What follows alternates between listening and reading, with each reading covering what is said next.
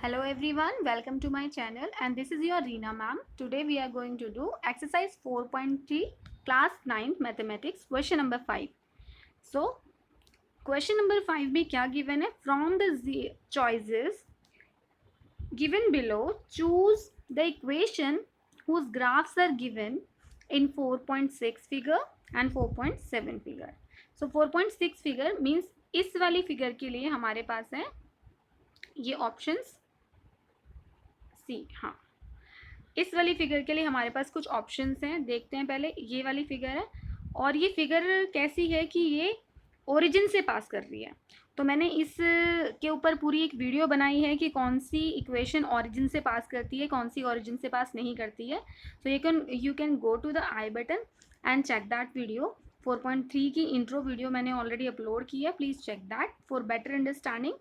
तो चलिए एक बार फिर से मैं बता देती हूँ आपको कि ओरिजिन से जो पास करती है ना इक्वेशन, वो कैसी किस फॉर्म की होती है। उसमें एक्स और वाई सिर्फ यही दोनों होते हैं। मान लो X plus Y equal to zero ऐसे हो, आई मीन राइट साइड पे ज़ीरो हो सकता है बट ज़ीरो के अलावा कोई और नंबर नहीं होगा। ठीक है, और क्या हो सकता है? एक्स इक्वल टू 2y, जहाँ केवल एक्स और वाई है। ठीक है, जहाँ पे कांस्टेंट नहीं है।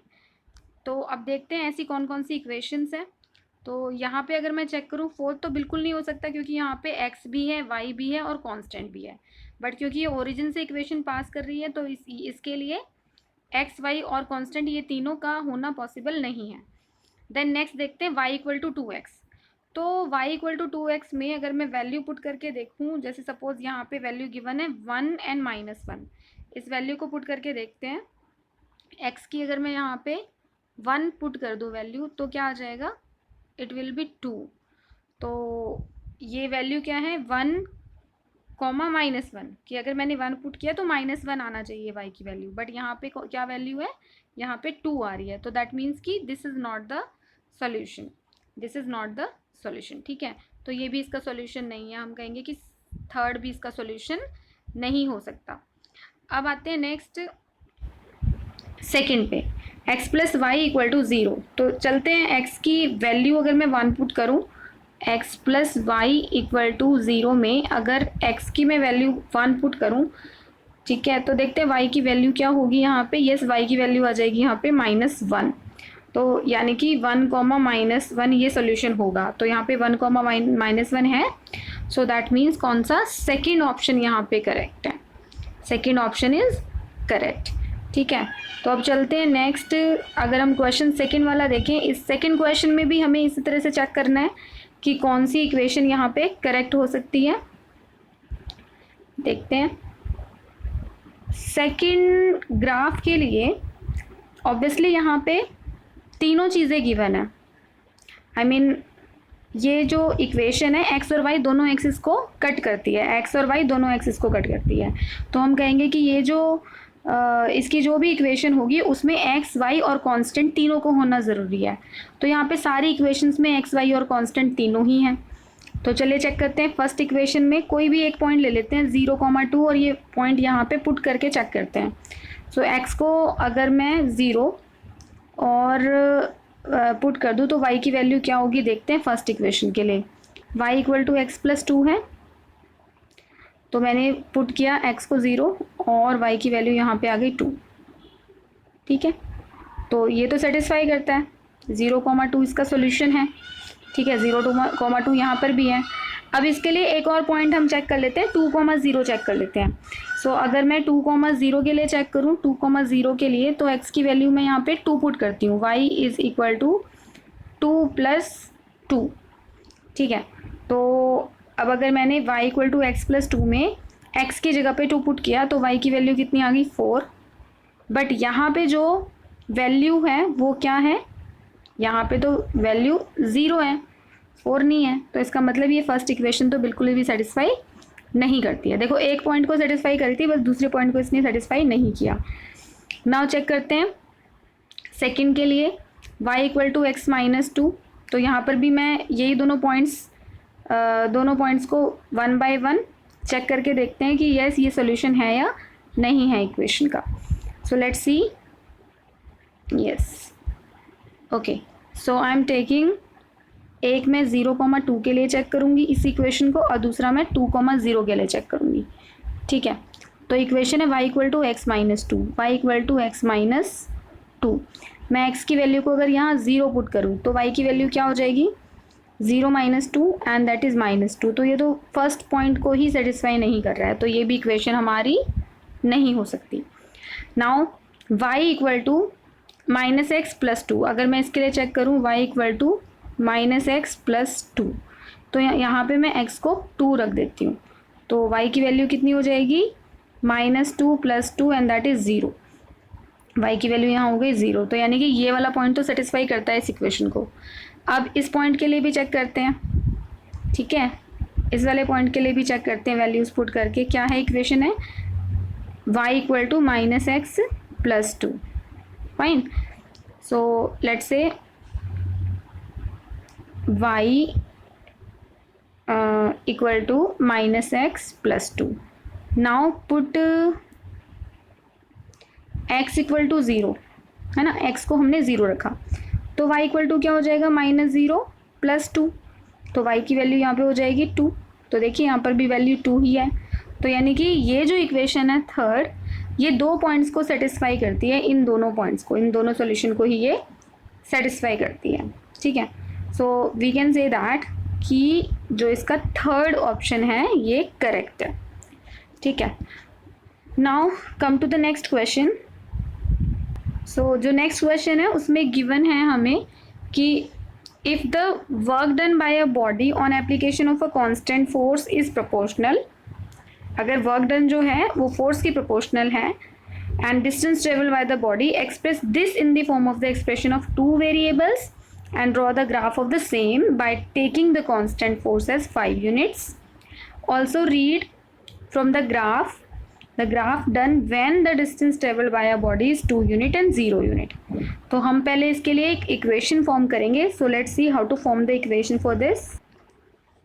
So we can say that work done by a body is x units and then distance traveled is y unit. और यहाँ पे कहा गया है कि work done जो है that is directly proportional to the distance travel, तो हम लिख सकते हैं कि x is directly proportional to y।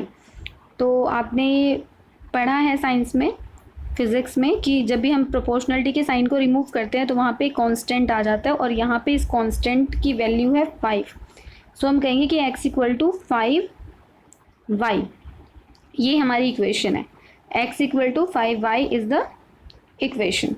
और now we have to show this equation on the graph. तो अब अगर मुझे इस इक्वेशन को ग्राफ पे शो करना है, then how to do that. So यहाँ पे अगर हम y को -1 पुट करते हैं तो x की वैल्यू कितनी आ जाएगी, 5 इंटू -1, और यहाँ आ जाएगी x की वैल्यू -5। ठीक है, then we have to put one more value, let say put y equal to 0, है ना, y को हमने 0 पुट कर दिया। y को जब 0 पुट किया तो x की वैल्यू कितनी हो गई, 5 इंटू 0। ठीक है, सो x विल ऑल्सो भी 0 हेयर। और अब हम क्या करेंगे, इन तीनों पॉइंट्स को हम ग्राफ के ऊपर प्लॉट करते हैं, चेक करते हैं कि कैसा ग्राफ बनता है। चलिए यहाँ पे इक्वेशन ड्रॉ करें 5,1। तो ये जो 5,1 पॉइंट है ये कहाँ लाई करेगा, 5,1 जो है ये लाई करेगा x का 5 और y का 1 यहाँ इस पॉइंट पे समवेयर, एक सेकेंड, यहाँ लाई करेगा। देन -5, -1, तो x का -5 y का -1 ये यहाँ इस पॉइंट पे लाई करेगा, और 0,0 यहाँ लाई करेगा। तो अब हमें क्या करना है कि ये जो हमने 3 पॉइंट्स ड्रॉ करे हैं, सबसे पहले तो हमें इनके कोऑर्डिनेट्स भी लिखने हैं और साथ साथ ही लिखने होते हैं coordinates.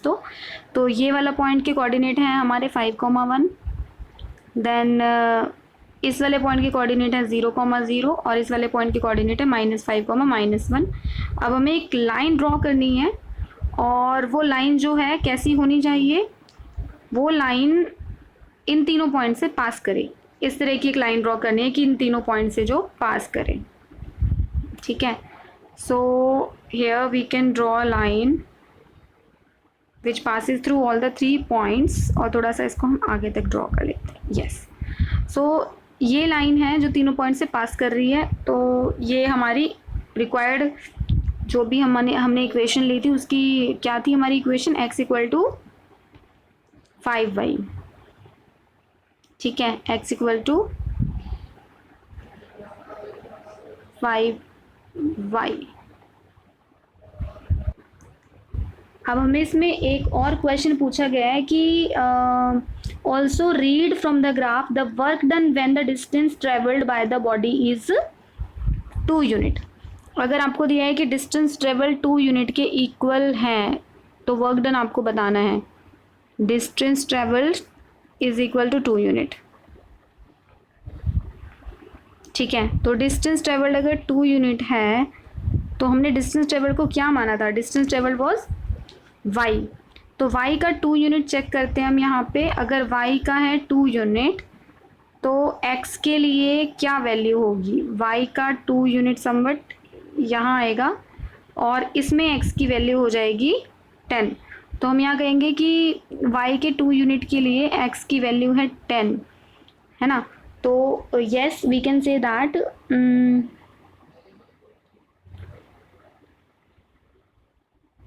work done will be 10 units, है ना। work done will be 10 units इस क्वेश्चन में। सेम थिंग हैपन, एक और इसमें नेक्स्ट पॉइंट पूछा गया कि अगर ज़ीरो है, तो ज़ीरो के लिए तो आपको ये पॉइंट ऑलरेडी गिवन ही है। तो अगर डिस्टेंस ट्रेवल्ड ज़ीरो है, ये सेकंड इसका पार्ट है, distance travelled is zero, distance travelled zero, then work done will also be zero hair.